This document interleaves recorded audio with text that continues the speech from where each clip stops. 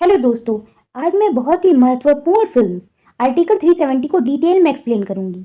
कहानी शुरू होती है हिंदुस्तान पाकिस्तान बंटवारे से, जहां ज़्यादातर भारत के हिस्सों ने डिसाइड कर लिया था कि उन्हें पाकिस्तान का हिस्सा बनना है या इंडिया का।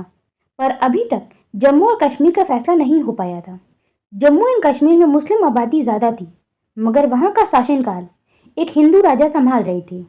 वो जम्मू एंड कश्मीर को इंडिया का हिस्सा बनाना चाहते थे, मगर नेहरू जी की शर्त थी, हम तब तक जम्मू एंड कश्मीर को इंडिया का हिस्सा नहीं बनाएंगे जब तक वहां के सीएम उनके मित्र शेख अब्दुल्ला ना बन जाएं। ये सब सिचुएशन का फायदा उठाते हुए पाकिस्तान अटैक कर देता है कश्मीर पर कब्जा करने की नीयत से, जिससे मजबूर होकर राजा जी को नेहरू जी की शर्त माननी पड़ती है।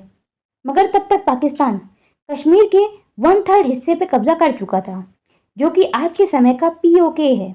इंडियन आर्मी पाकिस्तानियों को खदेड़ रही होती है, पर नेहरू जी यूएन की बात मानकर जंग रोक देते हैं, जिसके बाद शेख अब्दुल्ला नेहरू जी से जम्मू एंड कश्मीर के लिए स्पेशल स्टेटस की मांग करते हैं, जिसमें उन्हीं का संविधान होगा और उनका अलग प्राइम मिनिस्टर भी होगा, जिसे नेहरू जी मान जाते हैं। और इससे जन्म होता है आर्टिकल 370 का, जिसके बाद पाकिस्तान ने कश्मीर में हमला किया, जिहाद किया, कश्मीरी पंडितों को मरवाया, ऐसे बहुत सारे हमले किए और इन हमलों से कश्मीर को तोड़ने की बहुत कोशिश की। 2015 में सोशल मीडिया का इस्तेमाल करके मुजाहिदीन कमांडर बुरहान वानी ने बहुत भड़काऊ भाषण दिए, जिससे कश्मीर की स्थिति बद से बदतर होती जा रही थी। और अब इंडिया की केंद्र सरकार समझ गई थी कि कश्मीर का कुछ तो फैसला करने का समय आ गया है। अब हमें आर्टिकल 370 हटने के 3 साल पहले का समय दिखाया जाता है, जहां जूनी नाम की लड़की दिखाई जाती है, जो कि इंटेलिजेंस डिवीजन कश्मीर की फील्ड ऑफिसर है, और वो बुरहान की लोकेशन पता करने के लिए उसकी गर्लफ्रेंड से मिलती है। धमकाकर लोकेशन पता करने के बाद जूनी बुरहान की लोकेशन अपने सीनियर खाबर को देती है, पर वो अपने खबरी जिब्रेल से बात करने के बाद कोई भी एक्शन लेने से मना कर देते हैं। जूनी नहीं मानती है और अपने आर्मी दोस्त चौहान के साथ मिलकर बिना किसी को इन्फॉर्म किए बुरहान को मार गिराती है, जिसके बाद खाबर जूनी का ट्रांसफर कर देता है दिल्ली। और बुरहान की मौत के बाद जो कश्मीर के हालात हो गए थे, उसका जिम्मेदार भी जूनी को ठहराया जाता है।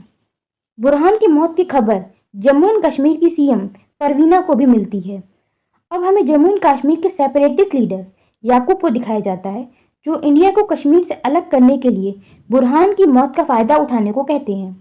उसे एक गरीब हेडमास्टर का बेटा बताकर वो कश्मीरियों के मन में इंडिया के लिए जहर घोलते दिखते हैं। मुजाहिदीन के नए कमांडर जाकिर की मदद से वो सभी को पैसा पहुंचवाते हैं इंडियन आर्मी पर पत्थरबाजी करने के लिए और दंगे करने के लिए, जिससे कश्मीर की स्थिति और खराब होती जा रही थी। वहीं न्यूज़ रिपोर्टर बिंदा भी आग में घी का काम कर रही थी, बुरहान के पक्ष में न्यूज़ टेलीकास्ट करके। दिन ब दिन कश्मीर की स्थिति और खराब होती जा रही थी। सेंट्रल गवर्नमेंट का क्या प्लान चल रहा है, ये जानने के लिए वृंदा ज्वाइंट सेक्रेटरी पीएमओ राजेश्वरी के पास जाती है, पर वहां उसे कुछ पता नहीं चलता। जूनी को दिल्ली में कोई इम्पोर्टेंट केस नहीं दिया जा रहा था, जिस कारण वो अब नई जॉब तलाशने लग गई थी। इन सब के बीच राजेश्वरी जम्मू एंड कश्मीर के पूर्व गवर्नर जगमोहन पाटिल के पास जाती है, आर्टिकल 370 को हटाने का कोई तरीका पता करने। पाटिल सर ने भी अपने कार्यकाल में ये कोशिश की थी। पाटिल सर बताते हैं, आर्टिकल 370 जहर की तरह रिलीजन से जोड़कर कश्मीरियों के मन में फैलाया गया है। वहाँ के लोगों को लगता है ये आर्टिकल हटने से वो 5 वक्त की नमाज तक नहीं पढ़ पाएंगे, उनके सभी मस्जिदों को मंदिर बना दिया जाएगा और उनकी औरतें भी अलग रिलीजन के लोग उठा ले जाएंगे, जिस कारण वहाँ के लोकल भी टेररिस्ट की ही बात मानते हैं। आर्टिकल 370 केवल constituent assembly of Jammu and Kashmir द्वारा ही हटाया जा सकता था, मगर वो कॉन्स्टिट्यूएंट असेंबली 1957 में ही डिसॉल्व कर दी गई थी। राजेश्वरी पूछती है, क्या पावर लेजिस्लेटिव असेंबली के पास दी जा सकती है? जिस पर पाटिल सर बताते हैं, मुझे नहीं पता ऐसा कोई प्रावधान है या नहीं, और अगर ऐसा हो भी गया, इसके लिए जम्मू एंड कश्मीर की लोकल पार्टी की सहमति लगेगी, और हम सब जानते हैं लोकल पार्टी कभी समर्थन नहीं देगी। राजेश्वरी अपनी टीम से कहती है, हम एनआईए को कश्मीर में शांति लाने का काम देंगे और वही सबसे पावरफुल बॉडी बनेगी वहाँ की। वहाँ की शांति व्यवस्था बनाए रखने के लिए मुझे हर डिपार्टमेंट से बेस्ट टीम चाहिए। इधर पता चलता है जूनी भी कश्मीर से है और उसके पिता ने आत्महत्या कर ली थी किसी वजह से। जूनी ये सब बारे में सोच ही रही थी, तभी राजेश्वरी उससे मिलने आती है और उसे एनआईए का हेड बनकर कश्मीर जाने को कहती है। मगर जूनी साफ मना कर देती है, ये कहते हुए कि कश्मीर में टेररिज्म आज़ादी के लिए नहीं बल्कि अपनी जेब गर्म करने के लिए किया जा रहा है, क्योंकि सेंटर से बहुत फंड जाता है वहाँ अमन शांति बनाए रखने के लिए। ऊपर से आर्टिकल 370 के कारण हम कोई कार्रवाई भी नहीं कर सकते, क्योंकि वो लोग छूट जाते हैं अपने लॉ एंड ऑर्डर का इस्तेमाल करके। कश्मीर का अब कुछ भी नहीं हो सकता, वो एक लॉस्ट केस बन चुका है। राजेश्वरी जूनी को जून तक रुकने को कहती है। जून में परवीना शेख सीएम नहीं बन पाती है बहुमत न होने के कारण, और सेंट्रल गवर्नमेंट ने उन्हें अपोजिट पार्टी से मिलकर सरकार बनाने के लिए अभी मना किया था, जिस कारण कश्मीर में गवर्नर रूल लग जाता है और जूनी पहुंच जाती है अपनी टीम के साथ श्रीनगर एनआईए की हेड बनकर। टीम के डिस्कशन से पता चलता है अब्दाली नाम का आदमी इन्वॉल्व था पत्थर फेंकने वालों को पैसा देने के लिए। अब्दाली पहले आईएसआई के लिए काम करता था, मगर 2015 में कुछ टेररिस्ट को पकड़वा कर वो जेल से रिहा हो गया था। टीम को लगता है वो अभी भी फूड सप्लाई के नाम पर आईएसआई के लिए ही काम कर रहा है और कश्मीर में हो रहे हमलों को फंड कर रहा है। अब्दाली के गोदाम में छापा मारने से ब्लैक मनी मिलती है, साथ ही उसके मैनेजर के फ़ोन कॉल से कुछ कोड नेम्स मिलते हैं जो अब्दाली के लिए काम करते हैं, जिसमें से एक जिब्रील भी था जो खावर का भी इन्फॉर्मर बना घूम रहा था। खावर ने ही अब्दाली को जेल से रिहा कराया था, उसकी इन्फॉर्मेशन का इस्तेमाल करके इंडिया और पाकिस्तान के बीच समझौता बनाए रखने के लिए। जूनी खावर को पकड़ाने के लिए कहती है, ये धमकी देते हुए कि नहीं तो मुझे दिल्ली को कॉल करना पड़ेगा।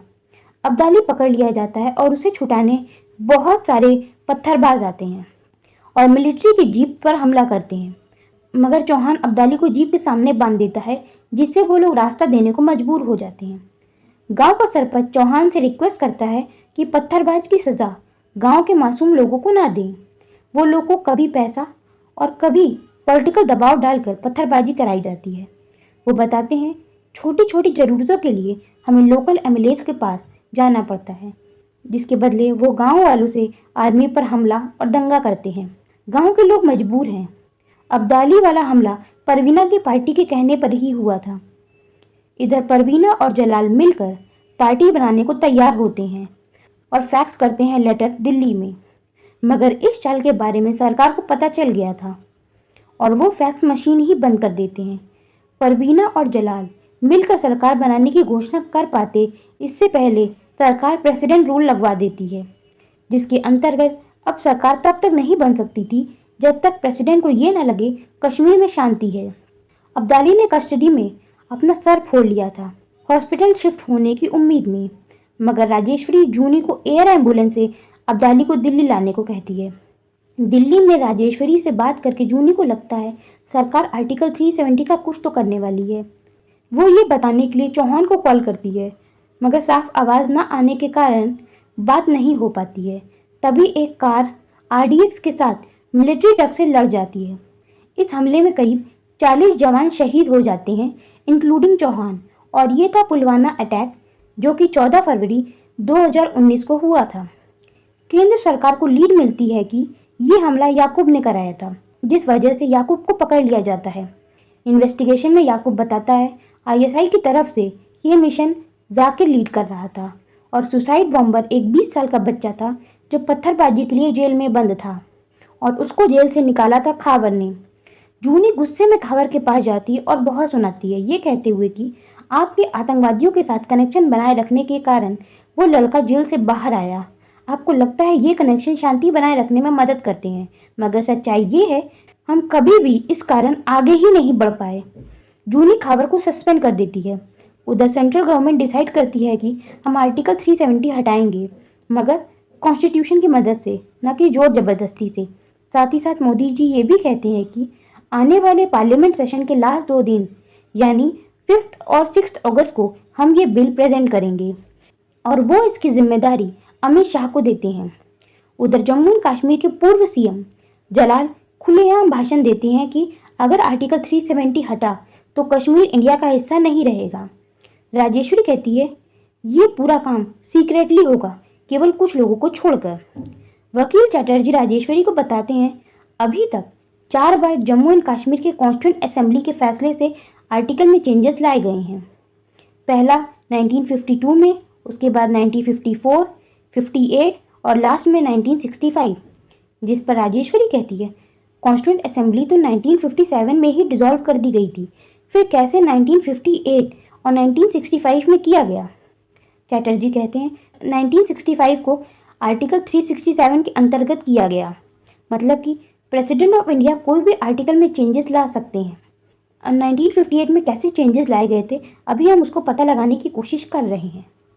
इधर जूनी और एनआईए की टीम को ये काम दिया जाता है कि 5 और 6 अगस्त को कश्मीर में कोई हिंसा नहीं होनी चाहिए, जिस कारण वो लोग सारी पॉसिबिलिटीज़ चेक करते हैं जिससे कि प्रॉब्लम क्रिएट की जा सकती है।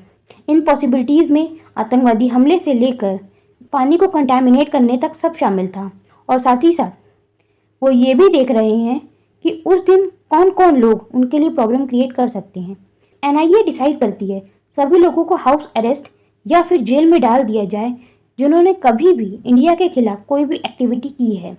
1954 की ओरिजिनल अमेंडमेंट रिपोर्ट पढ़ने के दौरान राजेश्वरी को पता लगता है वो जो डॉक्यूमेंट पढ़ रही है वो तो ओरिजिनल है ही नहीं, क्योंकि उसमें लिखा था क्लॉज डी को हटाकर सब क्लॉज ई और एफ ऐड किया जाता है, पर नंबरिंग केवल क्लॉज ई तक ही है। अब डी क्लॉज था क्या वो पता करना शुरू किया जाता है, पर कहीं कुछ भी इंफॉर्मेशन अवेलेबल ही नहीं थी। यहाँ तक कि वो क्लॉज डी 1952 और 1954 से भी इरेज कर दिया गया था। राजेश्वरी डॉक्यूमेंट होम मिनिस्ट्री से गायब होने की खबर अमित शाह को देती है। अमित जी कहते हैं संविधान जैसे कागज़ को कोई फाड़ेगा तो नहीं, वो कागज़ पक्का कहीं ना कहीं ऐसी जगह है जहाँ हमारी पहुँच लिमिटेड है। जूनी और वसीम भेस बदलकर 1954 का पेपर ढूंढने जम्मू एंड कश्मीर लाइब्रेरी जाते हैं, जहाँ वो पेपर मिल जाता है। वो पेपर लेकर एनआईए के ऑफिस जा ही रहे होते हैं, तभी उन पर हमला होता है ग्रेनाइड से, पर वो जिंदा बच जाते हैं और वो पेपर फैक्स कर देते हैं पीएमओ ऑफिस के पास। उधर रिपोर्टर वृंदा भी समझ जाती है कि सरकार आर्टिकल 370 हटाने जा रही है और वो ये न्यूज़ टेलीकास्ट करने का सोचती है। राजेश्वरी मोदी जी को बताती है कि आर्टिकल 370 क्लॉज डी का ही हिस्सा था, जिसमें साफ लिखा था कॉन्स्टिट्यूएंट असेंबली की सभी पावर लेजिस्लेटिव असेंबली को ट्रांसफ़र की जाती है, और ये क्लॉज जानबूझकर छुपाया गया हर जगह से ताकि सबको ये लगे आर्टिकल 370 को हटाने की पावर कॉन्स्टिट्यूएंट असेंबली के डिसॉल्व होने के साथ ख़त्म हो गई है। 4 अगस्त के दिन एनआईए की पूरी टीम पूरी वैली को अपने कंट्रोल में ले लेती है, केवल मुजाहिदीन जाकिर को छोड़कर, क्योंकि अभी वो मिला ही नहीं था। जलाल और परवीना को हाउस अरेस्ट कर लिया जाता है। यहाँ पता चलता है जूनी के फादर ने आत्महत्या नहीं की थी, बल्कि जलाल ने ही उन्हें मरवाया था, क्योंकि वो जलाल के स्कैम पर रिसर्च कर रहे थे। वृंदा आर्टिकल 370 का न्यूज़ टेलीकास्ट करने जा ही रही थी, पर सरकार बहुत सारी फेक न्यूज़ उस तक पहुँचा देती है ताकि वो कंफ्यूज रहे और आर्टिकल 370 की न्यूज़ सामने ना आए, क्योंकि अगर ऐसा हो जाता तो सभी ऑपोजिशन प्रिपेयर हो जाते उसके अगेंस्ट जाने के लिए। मोदी जी इधर प्रेसिडेंट से मिलकर आर्टिकल 367 का इस्तेमाल करके आर्टिकल 370 ख़त्म कर देते हैं। केंद्र सरकार डिसाइड करती है पहले बिल राज्यसभा में प्रेजेंट होगा, उसके बाद हम लोकसभा में जाएंगे, क्योंकि लोकसभा में पहले से ही हमारी बहुमत है। अमित जी 5 अगस्त के दिन बिल पहले राज्यसभा में प्रेजेंट करने जाते हैं। जैसे ही वो आर्टिकल हटाने की बात करते हैं, ऑपोजिशन बिल वापस लेने की डिमांड करने लगती है, मगर अमित जी कहते हैं अब तो हम हटा चुके हैं। ऑपोजिशन कहती है बिना कॉन्स्टिट्यूएंट असेंबली के आप तो हटा ही नहीं सकते, और वो असेंबली डिसॉल्व हो गई है। जिस पर अमित जी कहते हैं ये काम आपके पार्टी का ही है। 1954 के अमेंडमेंट में साफ लिखा है कॉन्स्टिट्यूएंट असेंबली की सारी पावर लेजिस्लेटिव असेंबली को ट्रांसफ़र की जाती है।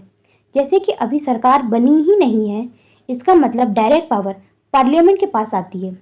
प्रेसिडेंट से हम साइन ले चुके हैं, अब बस आप लोग की वोटिंग चाहिए। मोदी जी ने पहले ही देश के हित चाहने वाले लीडरों से बात कर ली थी इस बारे में। वोटिंग में 125 वोट्स आर्टिकल 370 हटाने के पक्ष में मिल जाते हैं, जिससे बिल पास हो जाता है राज्यसभा से। जाकिर जलाल को मारकर कश्मीर में अशांति लाने और सरकार पर इसका ब्लेम डालने की कोशिश करता है, पर जूनी जलाल को बचा लेती है और इस तरह सरकार आर्टिकल 370 हटाने में कामयाब होती है, जो कि हर भारतवासी के लिए बहुत ही गर्व का विषय है। मैं उम्मीद करती हूँ आपको एक्सप्लेनेशन पसंद आया होगा। जाने से पहले वीडियो को लाइक, शेयर और सब्सक्राइब करना ना भूलें। Thanks for watching. Bye bye.